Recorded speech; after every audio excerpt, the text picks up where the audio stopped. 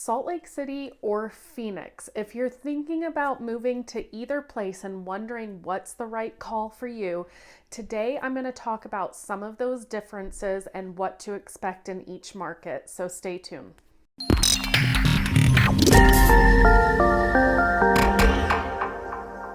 Hi, this is Melissa Ballman, and I'm a real estate agent here in the greater Salt Lake City area. So what that means, if you're looking at making a real estate move, I'd love to connect with you. Shoot me a text, send me an email, do what you got to do, but get in touch with me. But first, today, I want to talk about some of the similarities and some of the differences between Phoenix, Arizona and Salt Lake City, Utah.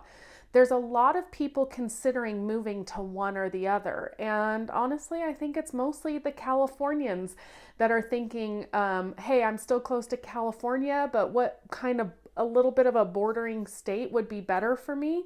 So today I want to talk about that. Either way, if you're looking at making a move to Salt Lake City, I'd love to help you out with that. If you're thinking more towards Phoenix, I have a fantastic agent there that I work with. I refer her all of my business. She is a native of Phoenix and has been doing real estate for over 20 years. So you're in great hands. Either way, reach out to me. Now, being a real estate agent, you might think I'm going to jump right into houses, but I'm actually going to save that for the end and talk about some of the similarities and differences to expect, not just with sales prices, but size of homes and all that. So make sure you stay tuned to the end. But one of the first things that's very similar about the two markets is that both markets are known for outdoor activities and people getting out and doing things. I know when I've always thought of Phoenix, I've always thought, wow, that is way too hot. But actually, a lot of people are out hiking and mountain biking and doing things. They just make some adjustments in the summertime where they do it a lot earlier in the day. And in Utah, we obviously probably do it later in the day in the winter time when it's warmed up a little bit. So a little bit of differences with the times of days and times of year that we're doing things, but you're still out there enjoying the great outdoors. And with that comes all of the beautiful places to explore outside the national parks. Arizona has 3 national parks. We have 5 here in Salt Lake City, but there's monuments and state parks and all kinds of things to get out and enjoy. One of the big differences that you will see between the two states is gambling and lottery. Utah, we do not have any lottery, no scratchers, casinos, things like that. Whereas in Arizona, and more specifically Phoenix, they do have the lottery. They have like the Mega Millions, Powerball, things like that. But they also have casinos on tribal land.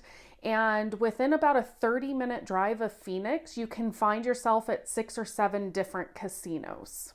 Another thing that is similar between Phoenix and Salt Lake City, and people don't often realize this, is we are both deserts. Now, Arizona, Phoenix, that's a no-brainer, kind of like, duh, Melissa. But yes, Salt Lake City is considered high desert. We even have cactus that grow here throughout the state that you will see. But we just have different extremes when it comes to temperatures. Obviously, in the summer, we don't get nearly as hot as Arizona. And in the winter, they don't get nearly as cold as we do here in Salt Lake City. But the one thing we do have in common is low humidity. We don't have a lot of humidity in either climate. So talking about temperature, to kind of give you an idea, I looked it up, and Phoenix is the hottest in July, where their average temperature is 106 degrees. August was right behind it at 105 degrees average in Phoenix. Whereas in Salt Lake City, July is on average our hottest month, but we're coming in at about 93 degrees average in July versus Phoenix's 106. Now, on the flip side of that, in Salt Lake City, our coldest months average are December and January. They are tied where our average temperature is about 38 degrees. And in Phoenix, their coldest month is December, and their average temperature is 66 degrees. Now, if you are coming from one of the coasts, either the Northeast or on the West Coast, you might think 38 degrees is really, really cold, but it's not. Because of that low humidity that we have, our 38 degrees does not feel nearly as cold as you feel on the coastlines. Okay, since we're talking about weather, one thing people don't realize or don't really think about but might be important to you is how long are the days. Being more north in Salt Lake City, our days are longer in the summertime than in Phoenix, but shorter in the wintertime. There's not a tremendous difference, but I just want to tell you what I looked up so you can kind of have an idea. And I don't have a photographic memory, so I'm going to look at my notes. But to give you an idea, on July 1st in Phoenix, their sunrise is about 5:20 in the morning and their sunset is about 7:40 at night. So their daylight hours are about 14 hours, 20 minutes. In Salt Lake City, our days are about 45 minutes longer than Phoenix. So our sunrise is about 6 a.m., but our sunset is like 9 p.m. So we get just over 15 hours of daylight in the summertime on July 1st. So of course, as the year goes on, those tick away up and down, but just to kind of give you an idea. Now, in the wintertime, let's look at like December 1st. In Phoenix, their sunrise is about 7:15 in the morning, and their sunset is about 5:20 in the afternoon. So you're talking about just over 10 hours.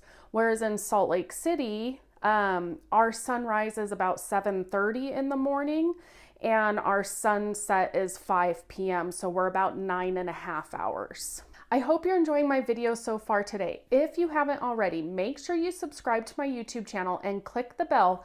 That way you're alerted each week when I drop a new video. Okay, let's talk hunting and guns. Both states are actually known to be kind of pro-guns, concealed carry, although in Utah, at this time, we can conceal carry at 18, and my understanding is Arizona's 21, so just a little bit later. But people tend to be pro-guns in both states. If you go a couple hours outside of Phoenix, you have big game hunting like elk, just like you do here in Utah. We do have trophy elk hunting units that are literally once in a lifetime units for people here in Utah, but you also don't have to travel as far if you're hunting things like elk and deer from Salt Lake City as you do in Phoenix. If you are a big sports person, Salt Lake City, we have the Utah Jazz for basketball and Real Salt Lake for men's soccer. But in Phoenix, you do have a professional basketball team. You also have baseball, and there's a lot of baseball teams that go to Phoenix for spring training. So you can go watch a baseball game and things like that. So if you are a big sports fan, Phoenix might be a better option for you just to get more baseball time more than anything else. Now, one thing I am envious about with Arizona, and I always have been, they do not have daylight savings time. They don't change time, and in Utah we do. Now, there is a push that the end of 2023, all states are doing away with time change, so we'll see how that pans out. But as of right now, Phoenix is not a market that changes time. So yay, Phoenix. I hope we don't do that at the end of 2023. One more year. Okay, let's talk marijuana. In Arizona, it is legal for recreational use. Utah, it is not legal for recreational use. We are barely just getting medicinal marijuana, and I don't follow that, so I don't know all the rules and regulations. So If that is important to you, something to consider. If you want it for medicinal reasons here in Utah, definitely research that, because like I said, it is new. It's just kind of coming out, and so I don't know what those rules are. Okay, so let's talk travel. Now that everything is opening back up and there's not all the travel restrictions like we saw during COVID, people are getting out and traveling more. Salt Lake City is a major hub for Delta Airlines, whereas Phoenix is a hub for American Airlines, and of course Southwest Airlines has a big presence in Phoenix too. But when you look at it, Salt Lake City actually has more international flight options that are nonstop than Phoenix. Phoenix has a lot of Mexico and Canada type flights, and like 1 or 2 to London, but nothing major. Whereas in Salt Lake City, we have Paris, Amsterdam, London, Mexico. So just a little bit more variety. Also, we have more nonstop flights in Salt Lake City in general, whether international or domestic, than you can find out of Phoenix. So if you are a business person looking for ease of flights in and out of the city you live in, Salt Lake City might be a better option for you. Okay, so growing up in San Diego, this is really no surprise to me, but we always heard about the snowbirds going to Arizona. And so with that comes the fact that they have a lot more 55 plus active adult communities than you see here in Utah. Of course, we have them here in Salt Lake City, but just not nearly as predominant as you see in Arizona, because a lot of retirees are looking to move south where the temperatures are more friendly, like people moving from Michigan or, those northern states that are done with the snow and the cold, and they just want to move to a temperature where they don't have to shovel snow anymore. Okay, let's talk politics without talking politics, because I don't like to talk politics with people, because it doesn't really matter to me. But if this is important to you, Utah and Arizona have both been predominantly red states. However, in 2020, Arizona just by a hair went blue. And the last time Arizona voted blue in a presidential election was 1996. Whereas Utah has always been predominantly a red state, except in the 30s and 40s. We did go blue back then. So if you are looking for one or the other, of course, we don't know what's going to happen for the 2024 election. And literally, it was so close with Arizona. Yeah, that's a whole nother story. But when you look at the numbers for how it voted in 2020, it was very, very minimal of what the difference will be. So just if that's important to you, keep that in mind also. Okay, so quick and dirty with the housing differences and similarities. In Salt Lake City, our homes on average tend to be much bigger than they are in Arizona. By about 1,000 square foot on average, our houses are bigger here in Salt Lake City. Their average is more about 2,000, whereas an average size home in Salt Lake City is about 3,000, but we often see 4, 5, 6, 7, 15,000 square foot homes here in Salt Lake. Now, keep in mind that when you look at square footages on houses in Utah, that includes the basement. Most houses in Utah have basements. We do have some that do not, but for the majority of homes, they do have basements, whereas in Phoenix, it's far and few between homes that do actually have basements. Our property taxes are going to be very similar in both states. Like a 3,000 square foot house is going to run you about $3,000 in property taxes, which also includes school districts. So some places you hear people that they have to pay taxes separate for schooling, and here that's all included in our property taxes, and same with Arizona.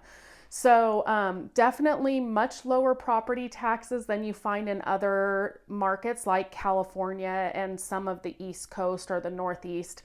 But just be aware, between Phoenix and Salt Lake, they are going to be pretty similar.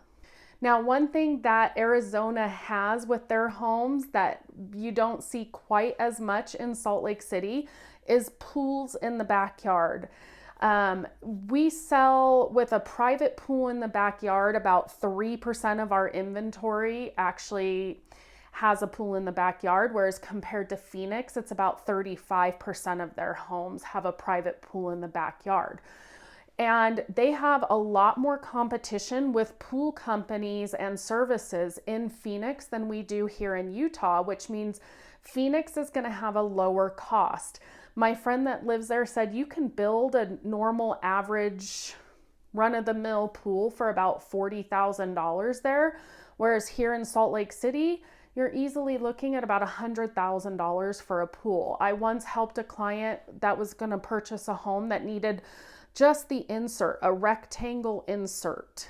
And we were told $60,000 to $70,000 just for that liner to be replaced on their pool. So home prices were pretty similar with the average sales price, whether it's a single family, a condo, a townhouse. We're hovering between $550 and $600 depending on the market. So in March of 2022, the Phoenix market, the average sales price was just over $550,000, whereas in Salt Lake, it was about $600,000. Okay, so there you have it, kind of a rundown between Phoenix and Salt Lake City. Like I said, if you're looking at making a move to either market, I'd love to connect with you. I will help you here in Salt Lake City or pass you off to an amazing person and agent that I work with. We're very good friends in Phoenix area as well. So if you have any real estate related questions, feel free to reach out to me. I am always here to help, but as always, make it a great day.